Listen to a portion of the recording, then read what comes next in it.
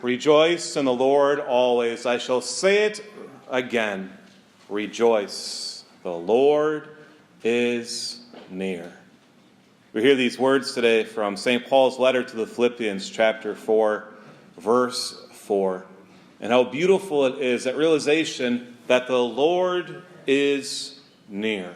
Of course, we see this evident today when we look at the Advent wreath. We see that we have lit the rose-colored candle. Once again, the rose-colored candle. I'm glad everyone else is wearing rose as well, just like me, right? This is beautiful, right? And of course, this symbolizes, why do we have a rose-colored candle? It's because it shows that we're more than halfway to what? We're more than halfway to Christmas.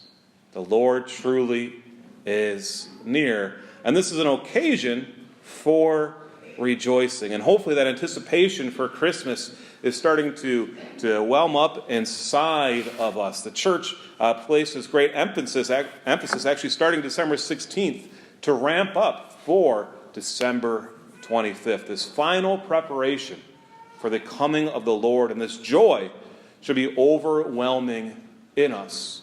And we see this just when I say that word, the Lord is near. Hopefully we have a sense of joy already in our heart. It's Pope Benedict who speaks about this, and I hope you guys have been taking advantage of the Advent Reflection book we gave out at Advent time. And every day we have a reflection from Pope Benedict. Today, one of the things he said about this reading was this: Christian joy thus springs from this certainty: God is close. God is close. He is with me. He is with us in joy and in sorrow, in sickness and in health, as a friend and a faithful spouse. How beautiful it is, how amazing it is that God has chosen to be with us. He goes on to say, this joy endures even in trials, and suffering itself, it does not remain only on the surface. It dwells in the depths of the person who entrusts himself to God and trust in God. We have this joy. Christmas truly will be a season of celebration. But how beautiful it is we have this season of Advent, this season of preparing for us to enter into this, to prepare. Imagine if all of a sudden we went from ordinary time right to Christmas, and we didn't have this season. We would not be able to experience this full joy. It'd be like if we didn't actually put up a Christmas tree ahead of time, or do any shopping, or whatever else it may be. We just jump from Thanksgiving one day to Christmas to the next. That'd be a little awkward, wouldn't it? We wouldn't exactly have this anticipation. We're waiting. This, of course, is why so many people like, I know it's a silly analogy, but they like to see they try to guess what the Christmas presents are, right? And as they see the Christmas presents stack up underneath the Christmas tree, there's sometimes that joy. And then there's even certain people that maybe peek ahead of time, right? And they start shaking the box, or they just open up the present and try to rewrap it, right? Or they look for the list on Amazon or wherever else we're buying our presents from these days. Why? Because that anticipation kind of overwhelms us. But I would say, if we do that, not just with presents, by the way, but with the Lord, if all of a sudden we just want that sneak peek and not actually fully experience it, we're lessening what can happen. Of course, this is going to happen for us on Christmas. We have to continue to prepare, but we also realize it's so close, it's so amazing, and this will be filled with joy. Of course, this year at St. John the Baptist, it's almost like a double sense of rejoicing. A mere 150 hours and, 44 minutes away will be our first Mass in the church. But who's counting the hours, right? Who's waiting for that first 5 p.m. Mass on Saturday night? And we have this sense of anticipation of what's it going to be like. I know, similar to a president, I know of one parishioner who wants to bring a ladder so they can peek through the windows to see inside. And so this joy is hopefully overwhelming to us, that it's so close at hand, that it's so near, and truly a sense of rejoicing. But in many ways, I rejoice that we've been in here for the last 17 weeks. That we're able to prepare to go back into the church. It truly has been a blessing to our parish. One of the main blessings behind it is, well, we're actually using the gathering place. We've come to know this room now, this space. We've come to hopefully appreciate how beautiful it is in here. Last night before the 5 p.m. Mass, I went to a parishioner and I said, look behind you. And she looked behind her in the beautiful sunset right over Lake Galpin. It's going to be hard to leave that behind. Other habits, of course, that we've built up being here in this gathering place is one of the great things is, look how tight we are together as a community. Look how close we are. I know in many ways we go, Father, I can't wait to be back in the church, and I get my Minnesota buffer zone. I get 2 pews all to myself, right? But if that's the case, it's actually going to affect our worship. You see, the closer we are together, the more we're actually able to pray together. The more we're able to see that we're actually this sense of community. Now, hopefully, we know that on Christmas time that the church will be packed. And once again, Christmas Eve Mass at 5 p.m., we'll be just as close as we are right now. We might even have to be in the gathering place to look into the church, how beautiful that is. But the reality is, the next Sunday, it might not quite be as packed. We hope it is, but it may not be that case. And so how do we still encourage us to sit closely together? Well, my encouragement as your pastor is when you walk through those doors, to move close to the front. To move close to the front. I know as Catholics, we like to sit in back for some reason. Lutherans do the same as well, right? We all do that, but it's so much better when we can move to the front. How beautiful that will be. And be able to pray together and rejoice together. You know, one of the other great things that we've built up a habit with the last 17 weeks is entering through the gathering place doors. And I think that this is vital for our worship experience. Let me expound on this a little bit more.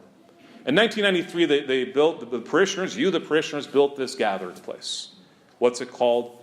Gathering place. We can call it the gather place as well. But this is where we gather. What for? To enter into the church. And it's a place, actually, where all of a sudden we're able to say, I'm about to enter into a place of worship. A place, the house of God. I'm about to enter into the Holy of Holies. A place that I can rejoice in the Lord. And so as we make our way from the parking lot to the gathering place doors, we start quieting ourselves. As we go from the gathering place doors to the church doors now, back here, we say, I'm about to enter in to this place of worship. It's my opinion that the best view of the church, by the way, the best view of the church are through the 2 doors right back there that say, do not enter, the center doors. I've had the privilege to be able to look through those doors a couple times. To be honest, I peek in there every 15 minutes. That's what I do. I was in there this morning between masses praying. I'm already picking out my prayer spots, you could say. Once again, it's a privilege as a pastor. I saw Deacon Gary in there as well. So there we go. But I truly think the best view of the church are through those 2 doors right there. And the view that you're going to have next week through those 2 doors is you're going to see right away the baptismal font. The baptismal font, which is big enough for an immersion. It's a big baptismal font. And you're going to see that you're going to walk by and you're going to dip your hand in the holy water. And that's to call to mind once again that entrance into being God's children. And you're going to walk down the aisle. And as you walk down that center aisle, your eyes will be transfixed on the beautiful sanctuary, which is focused on the Eucharist. Because we are a Eucharistic-centered community. We're a Eucharistic-centered church. And you're going to see the altar, you're going to see the tabernacle, you're going to see the crucifix, you're going to see the Holy Spirit window all underneath the baldacchino, which puts our eyes all gathered right to the center. We're able to enter in and be transcended. It's this journey as we prepare to enter into worship. And it kind of, even the church, your eyes go from the wide beam all the way to the center. I know it's, once again, a silly analogy. I'm pretty good at those. But 10 years ago, I had the opportunity to go to the Holy Land. And when we were there, we were in Galilee, and all of a sudden we had to leave Galilee for a couple days. Something came up, so our itinerary got thrown off. And so they said, well, let's go to Jordan instead. I'm like, we're leaving Galilee to go to Jordan? That doesn't seem very safe. It might be better to stay here in Galilee, but I'm here, so it worked out just fine, right? But we went to Jordan, and when we were in Jordan, the country, not the city, by the way. When we were in Jordan, we were able to go visit Petra. Petra is this great community, this great city built in rock, and it's built in this mountain. But the only way to get there, the only entrance, is through this canyon called the Al-Seek. And this canyon starts out fairly wide, and it's a 15-minute journey down, because you go going down and down and down, and it's curvy. And as you're doing this, the canyon gets smaller and smaller and smaller. And at the end of this journey, the canyon now maybe is about this wide. I'm sure it's wider than that, but I'm over-exaggerating, right? But that's what it feels like, because it started off so wide.